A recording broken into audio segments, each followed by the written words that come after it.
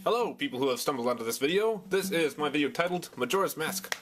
Link Never Sleeps. Now this is something I've always wanted to do ever since I've played Majora's Mask, which is to save and help all of the people in the 3 given days in the game. Because, as you all know, well, as most of you probably know, you have to reset time and basically undo all of the things you've done to help people throughout the game. So, I'm going to try and help as many as possible in this video. Now, this means we'll help all the Clocktown people and all the people in the Bomber's Notebook, but we're going to exclude the Great Fairies because they take way too long to get. The old lady who sells bombs and gets robbed. There's a couple quest contradictions there. You cannot save the bomb lady if you want to do the couples quest. And also the old lady who tells you the story all throughout the night and wastes all of your time. Can't do that either. We're going to beat all the temples, collect the Zora eggs, save the little girl's father in Ikana Canyon, save Romani Ranch, the monkey in the swamp, the Deku princess, and then we're going to beat the final boss. And I'm going to show as much of it as possible in this video while making it as short as possible. So, let's dig right in. First thing I'm going to do is play the inverted song of time on this video. We need as much time as possible when doing this, because, well, we're trying to cram all of this stuff into 3 days. I'm going to withdraw some rupees here as well. I'm only doing 100 here, but I'm kind of an idiot, and I forgot about some potion I need later. But what I'm going to need is 2 red potions and a powder keg for later on. I only buy 1 red potion here because, well, like I said, I'm an idiot. But anyway, we're going to go immediately to Milk Road and blow up the boulder that's blocking Romani Ranch there. And we're going to talk to Romani. And she's going to tell us about these aliens here. Easily one of the creepiest things I've ever seen. Well, they were one of the creepier parts of the game, I should say. It's the combination of the music and the nighttime and everything that came together so perfectly and creepily. It just, I don't know. I had a hard time completing this part when I was a kid. But now, it's a piece of cake. Well, if I don't screw it up too badly.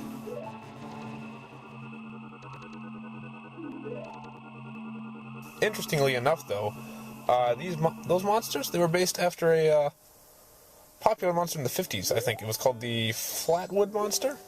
So, you can Google that if you want. I don't know. It's pretty strange. Kind of neat, though. Neat little fun fact. But after we're done talking to her, I'm going to talk to Grog, this depressing lad that's also at Romani Ranch. Wants to see some chickens.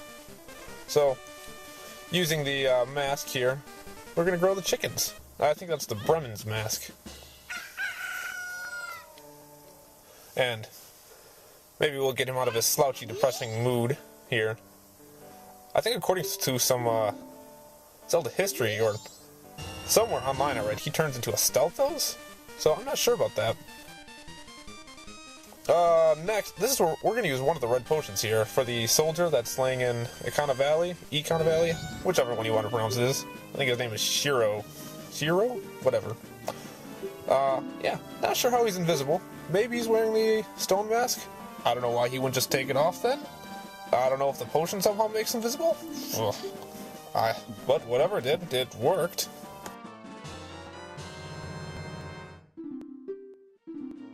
So, after we give the potion to him, we're going to try and beat the Forest Temple and the Snowhead Temple by 10 o'clock. That's our next objective here. We got plenty of time.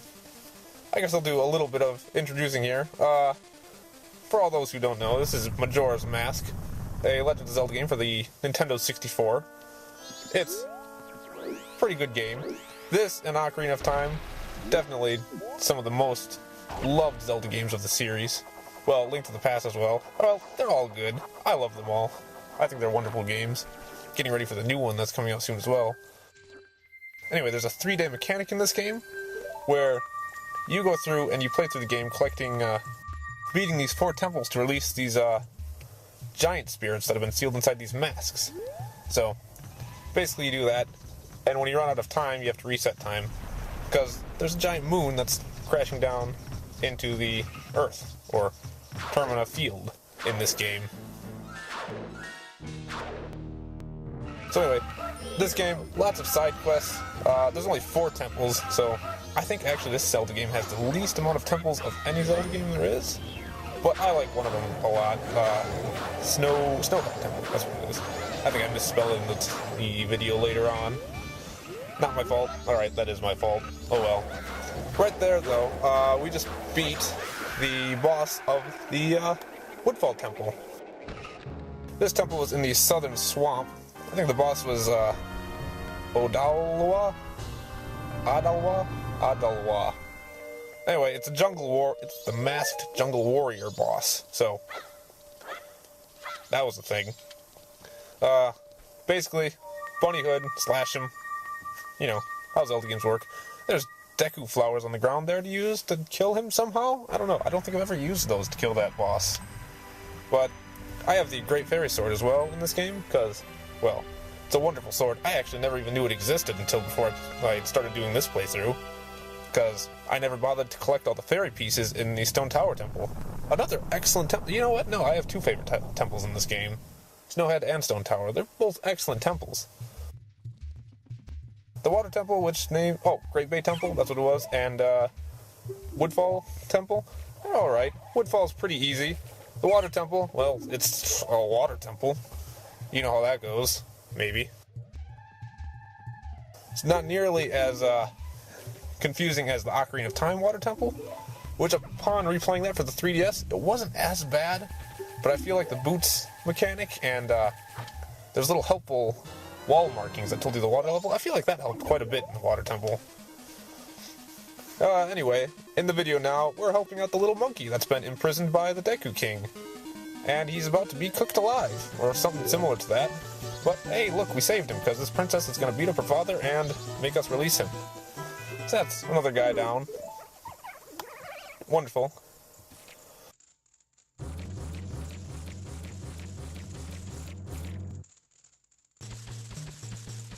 So we're going to quickly warp to Snowhead. I think that's what it's called. Yeah, Snowhead Temple. Play the Goron lullaby there, make that guy roll off a cliff, plummeting to his death, presumably. Because, well, that's a pretty big fall there. I don't know, he's a Goron, he should be a tough guy. Obviously, I'm not doing live commentary on this, and this section here, the rolling, well, little movie magic coming into play here. I did not do this on my first try, that's for sure. As I may have you believing with this wonderful display of skill there. I just roll up that mountain. So, like I said, this temple, one of my favorite temples. Well, in Majora's Mask, it's one of my favorite temples, because it's got the whole center pillar thing going on. I really like that aspect, where it's like one main puzzle in the whole temple. So I thought that was a cool thing. Out of all the Zelda games, I think Twilight Princess might have had some of my favorite temples altogether. I think the Water Temple, the Arbiter's Grounds. What was the name of the temple in the Snowy Temple? Was that?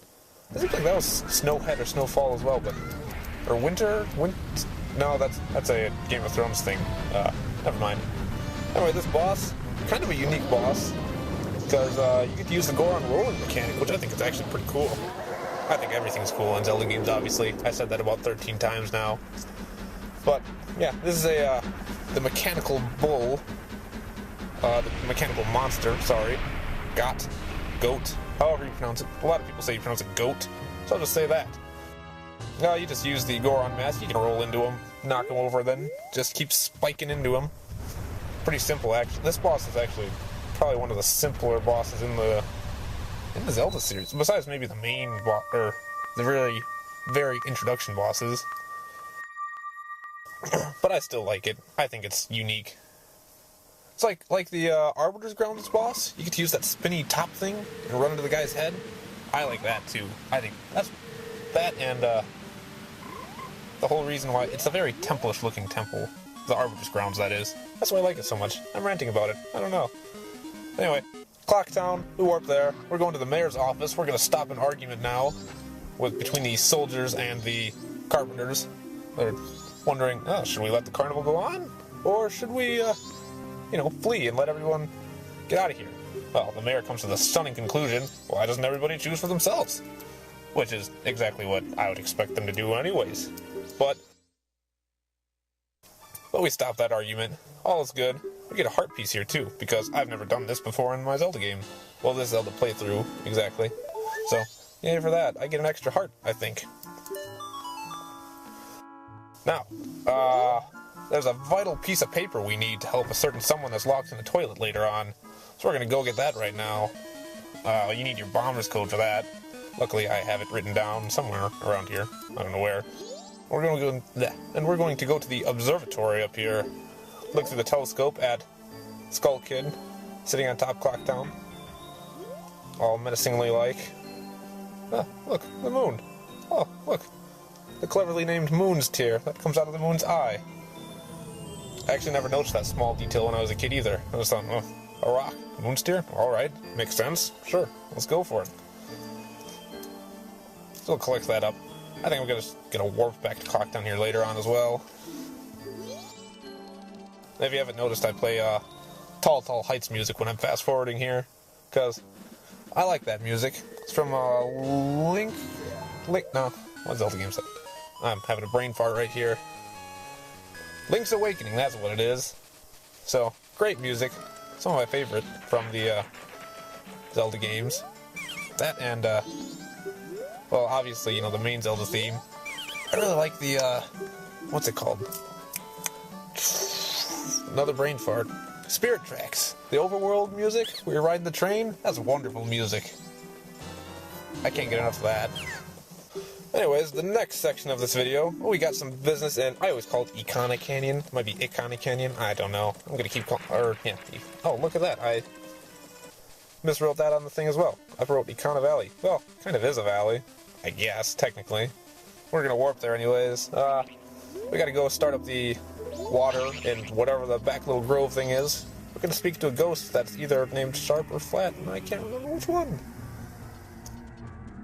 But he's got a curse on him, something like that. We're going to use the Song of Storms, a song everybody loves. We're going to lift the curse. We're going to start the well back up, because I guess the water's needed to turn the water wheel. The water wheel starts a music box, and the music box destroys all of the mummies that are around there somehow. Mummies, their technical name, I don't know, what was that? I swear it starts with a G. It's like Garo? I don't know. Something like that, anyways. Well, Song of Storms. We help out these two ghosts here.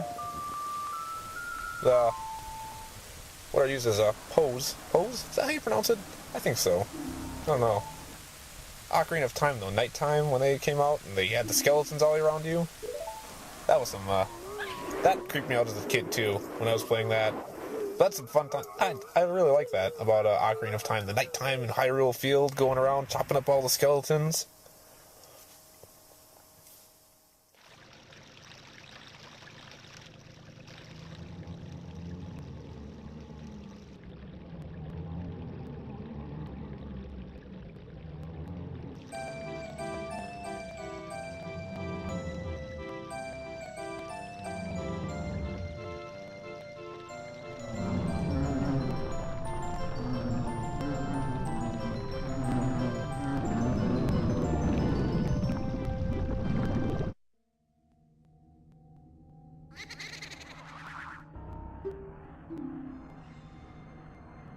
This is easily one of the most touching scenes in Majora's Mask as well. When the daughter-father connection there.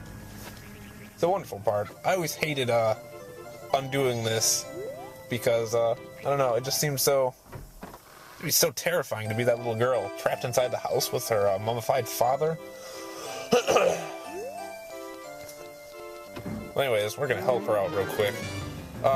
You need the stone mask for this as well, so hopefully you helped the invisible soldier early on, because he gives you the stone mask. So now that the mummies are dead, the little girl comes out of her house, her terrifying, terrifying house, and you can sneak past her now. We'll head on into the basement.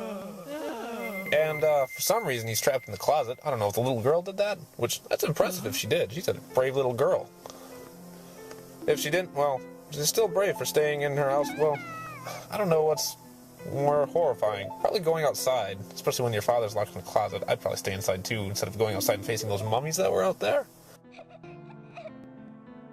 Anyway, Song of Healing, play that. Guy's gonna be all healed and whatnot, and we're gonna get a very touching scene, and I'm gonna shut up for a second now. And then I ruined the moment with some wonderful Tall Heights music. But while we're here in the valley, we're gonna warp to the stone tower. We're gonna beat that boss real quick and, I don't know, do something to it. a kind of valley. Make the sky a normal color. Maybe it's lifting a curse? I don't know. This boss, Twin Mold, I think is the name. Or the giant insect. Yeah, giant masked insect, Twin Mold. We're going to use the awesome Giant's Mask here, which we can really only use here. And we're going to use a lot of magic. Oh, I should have mentioned that at the beginning of the video as well. Might be good to buy a bottle of green potion if you only have a tiny little green bar like I do, because I was too lazy to collect all the fairies.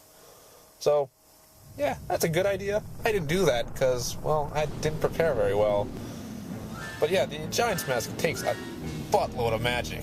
So, either be accurate with your sword or, well, you can have some trouble getting that magic back. To get more magic, all these pillars around here, actually, I think you can cut into them when you're Link, and they might drop magic, but if you're, and that's only if you're Giant Link, by the way. So, if you're not Giant Link, you have to stand by one and hope one of the giant insects runs into it, and then you gotta pick up the magic. So,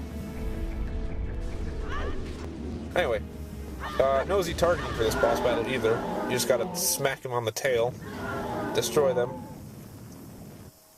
and get rid of them. When you're shrunken down to regular-sized Link, I would advise to use the bunny hood as well, like I did, because, well, the bunny hood's just one of the most awesome masks in this game. The bunny hood and the stone mask, wonderful masks. Very helpful. Probably the two best masks in the game. Besides Majora's Mask, obviously. That mask is the best mask in the game. Alright, no, wait, there's the Fierce Deity's mask as well, so never mind. Choose your own mask, whatever one you like. I like them all. They're wonderful. They're masks. Great concept.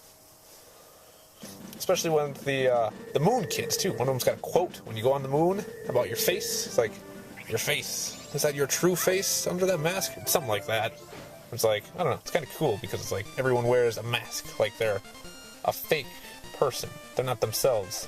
Something like that. Just like how the Skull Kid wasn't really himself when he was wearing Majora's Mask.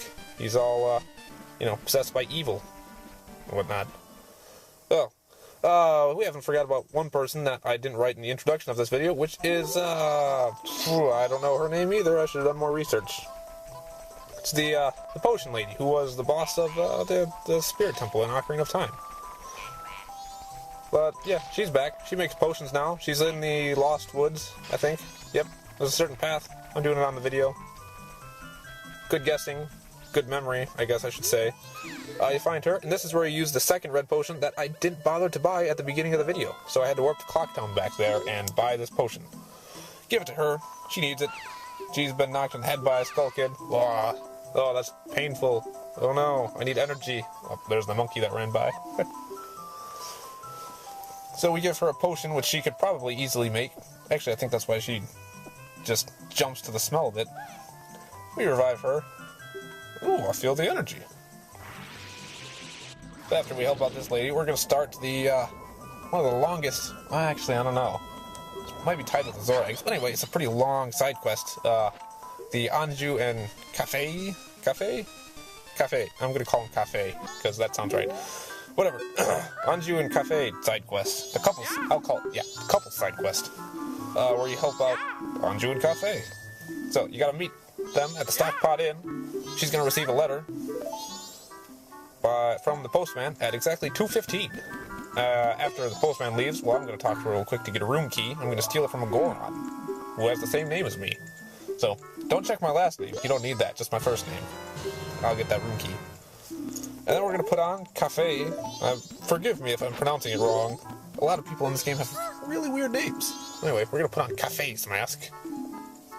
And then she's going to be like, I got a letter from him. Let's talk to you at 11:30 in the kitchen. For some reason, I'm not going to talk to you any earlier than that. Got to be mysterious. Go at nighttime. Now, we're going to start the next side quest, which is also a long side quest. We're collecting all the Zora eggs. Zora eggs. Once again, Stone Mask, very helpful in this situation. We gotta go to the, Pirates lair? The pirate section, anyway. And, they're stealing Zora eggs, because they're dicks like that. So, put on the Stone Mask, though. No, the pirates can see you. Wonderful. You can walk right past them. Well, except the bosses. However, when you walk up to the bosses, and you're wearing the mask, you get a cool little thing, a special text that says, "That mask doesn't fool us," or "We're not fooled by that mask," when they start fighting you. Great fairy sword use here. Makes short work of these pirates, though, with their pretty awesome dual blades, I gotta say. I wish I could use those. I wish there was a Zelda game where you could have dual blades like that. It's very, I don't know. I was gonna say Skyrim-y, but I guess there's a lot of games where you can use two swords. So, yeah. Low on hearts. Oh well. Pirates. Kill them. Zora, get the eggs. You know, they're in the tanks, because, well... Or the Zora eggs, I should say. We're collecting Zora eggs. I don't know if I mentioned that already or not. One of them, though, is guarded by this main room. You gotta go up a watchtower, I think. Up a ladder of the watchtower, and then across a rope bridge, and it'll bring you to a door. And in that door, there's a Zora egg, and there's a treasure chest. Now, the pirates in here will see you, even if you're wearing the stone mask. So, what you gotta do, even if you don't have the stone mask, you gotta do it anyway, is go up to a little side ledge there, and you'll get this cutscene. You'll see a beehive as well. Shoot the beehive. The pirates, well, they hate bees. They're gonna run out of there. Leaving you free to go in and collect the Zora egg. I forgot exactly why these pirates want the Zora egg, but, I mean, they're pirates. It's probably for either power or money. One of the two. I think these guys were the Gerudos in Ocarina of Time. They've just been reused, so... Shoot the beehive. They evacuate. We're gonna get the Zora egg. But this is only half the Zora eggs. We got a whole other half of this quest to go. For Lulu is her name. Lulu's Zora eggs. She's all depressed and whatnot. So, I mean, I guess anyone would be if you had all of your eggs, babies, basically, stolen from you. That's a pretty terrifying thing, I guess. Anyway, after we collect all the eggs, we're just going to drop them off, because we kind of need the bottles for the rest of the Zora eggs. So, yeah. Now, we got some business to do at Clocktown. We're going to do the creepy dance for the girls outside in West Clocktown? Yeah, that's it. So, we got this mask from the creepy guy who's dancing on the rock outside. Doing this awesome dance here. These girls stare at us for a while, and decide, oh, that's just too awesome to pass up. And this guard, he's going to be staring at us a little bit later. I'm surprised he doesn't start dancing as well. That'd be pretty hilarious. Oh, I caught the guard staring out. Oh well, there's a guard. He was staring at us. Now, 10 o'clock. Gotta go to the milk bar. We're going to play a performance for some Zora guy. And also, one of the Gorman brothers is going to be in the milk bar as well. We're going to give his soul a little musical feelings here. Playing all of these with each of your spirit mask characters. All those notes will give you the song here.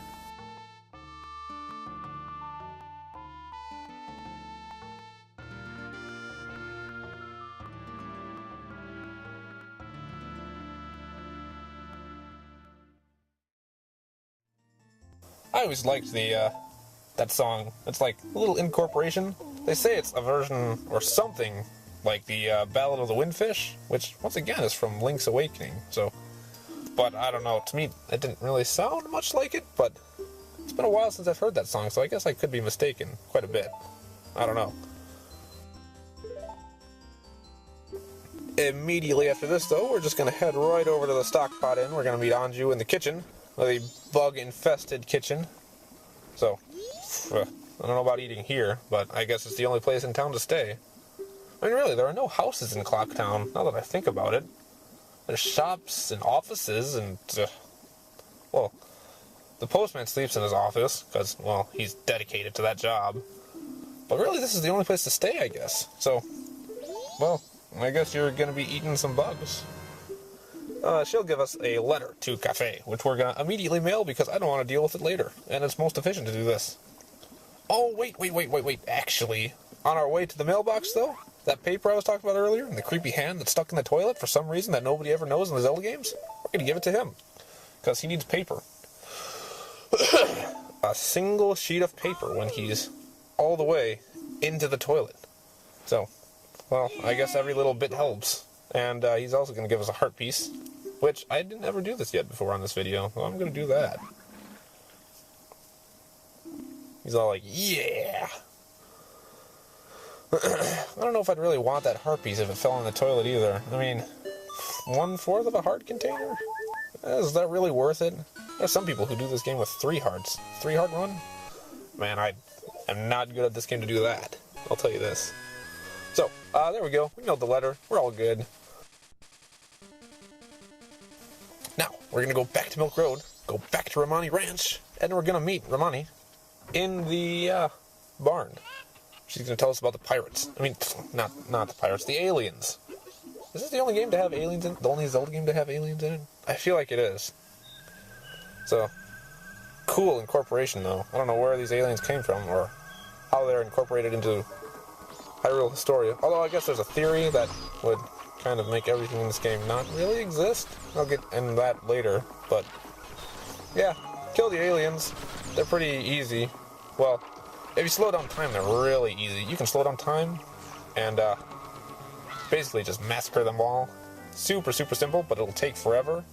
Because we go from, what, 2 to 5? 2 to 5:15 or something like that? And when you slow down time, I think it goes at 1/3 its normal speed.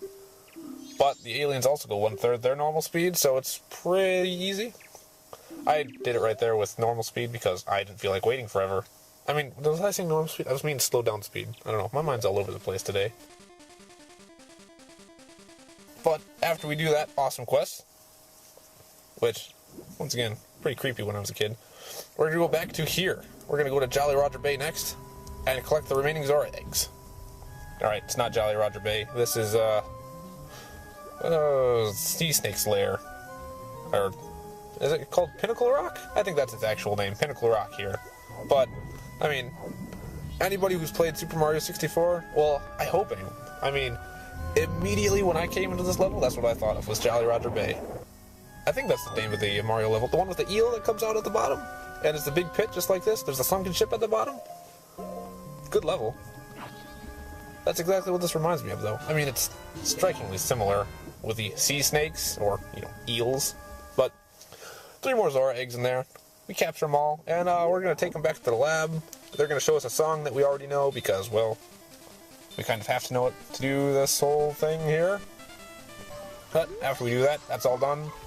We got till 3:10. We gotta wait. The postman's gonna arrive at Cafe's house and deliver that letter we mailed earlier. So, while he's out and about, we're gonna creep into his house and wait for him in his bedroom. Because, that's what Link does. But it's all for the greater good, so I guess it's acceptable. Speak with him. He's gonna give us a pendant. That pendant, we're gonna go and give it to Anju.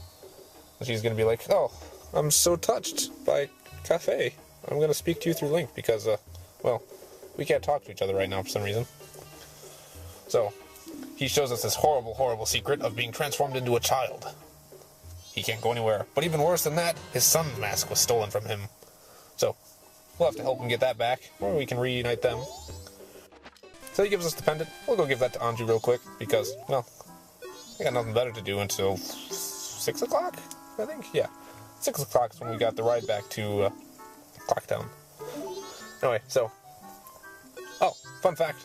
Well, I guess not fun fact. Well, kind of is a fun fact. This next section here, it's the ride back. We're going to ride back to, this next section here, we're going to go to Romani Ranch again for the 3rd time now. And ride to town with Cremia. That's what I'm calling her. Might be wrong. I don't know. But she's delivering some milk to the milk bar. We're going to ride with her. But on the way there, she's going to need a little bit of help. She's going to get attacked by the Gorman brothers. Now, if you have the circus leader's mask, which I think you get from playing that performance we did earlier, it's a very sad mask. It's got tears coming right out. I mean, you got to be crying a lot to have as many tears as come out of this mask. But it's a very sad mask. The Gorman brothers, they respond to it by not attacking you when you're on your way back into town. So, you have to put it on before you speak to Cremia, though, because when you speak to her, she'll ask you for a ride, you'll say, yeah, I'll get in, and then you can't really control what you're wearing or any masks or anything. So if you have the mask on, like I do, and you ride back, you won't get attacked. Pretty wonderful. You can just enjoy the ride, and you won't break any milk. So, detour here. Again, there's something else that I noticed here when riding back with the milk. is when you're wearing the mask, the Gorman brothers, I'm not sure, but it looks like they're just a little bit not as vicious. Like, their eyes kind of look sad. Like they maybe, you got the sad eyes look. And when you don't have the mask on, I could have sworn they're more vicious, but I haven't really compared them, so I don't know. Maybe they are, maybe they're not. Maybe I'm just imagining things because I do that a lot. But yeah, so we're just gonna sit in the back, enjoy our nice ride. And when we get to Clocktown, she'll give us... We already have Romani's mask, so instead, she'll give us a different present. A nice hug. There's a little different cutscene here if you already have a mask, so...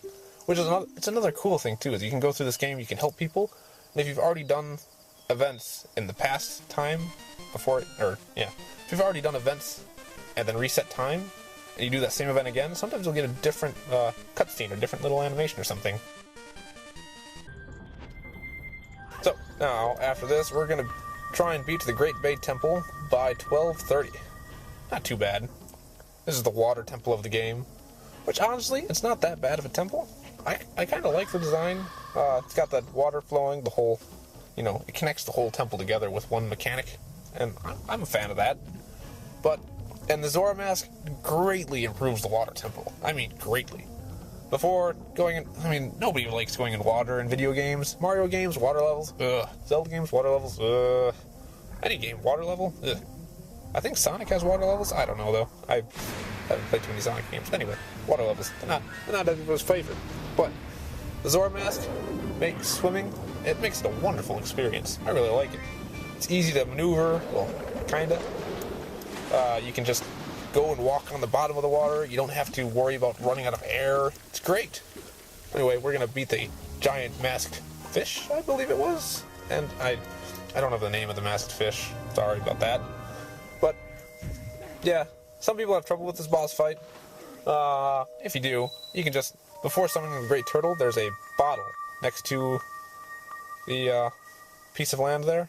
Not a bottle, a pot. You break the pot, there's a fairy in it. You can catch it in a bottle. More lives. Wonderful for you. So, after we defeat the evil in the Great Bay Temple, Lulu regains her voice. And I don't know if that has anything to do with the eggs that we got back for her. I assume it does as well, but she should be happy about that as well. We helped her. Yay. And then if you talk to her, they'll perform a sound check. And she'll actually be singing with it. But, despite all that, now, there's a big chunk of time there left, so we got nothing really to do. Gotta wait around. We're gonna go to the Curiosity Shop owner. That's what he is. He's gonna be creeping inside Cafe's house now, too, for some reason. We talked to him. He's gonna give us a letter for Cafe's mother. Cafe, his mother. He's gonna tell us Cafe went to Icona Canyon to chase a thief who stole his mask. So, we're gonna go there. At 6 o'clock, I think it starts, the mission. He runs inside the thief's hideout, just like in the video. If you've never played this game before, I'm sorry, because my narration's probably not making any sense at all. But, anyway, Cafe runs inside the hideout, sees the mask, he's like, oh, it's the sun's mask. Steps right on a switch that's going to the most inefficient disposal mechanism I've ever seen. Now, this is like a little mini puzzle temple thing. There's a lot of things I really like in this game. I've said that already anyways, but this is one point in the game. It might be one point in any Zelda game where you actually get to control somebody who's not your character. You have to cooperate with Cafe here to complete a puzzle, and you'll get the sun's mask back for him. He'll be very grateful. And he's going to run back very slowly to Clocktown. Before he gets there, we're going to warp to Clocktown, and we got a little bit of business to take care of still, before we've completed everything we have to do. One of those is the postman, Mr. Dedicated to his job. He cannot flee simply because it's not written on the schedule, but we're going to give him some last-minute priority mail that may save his life.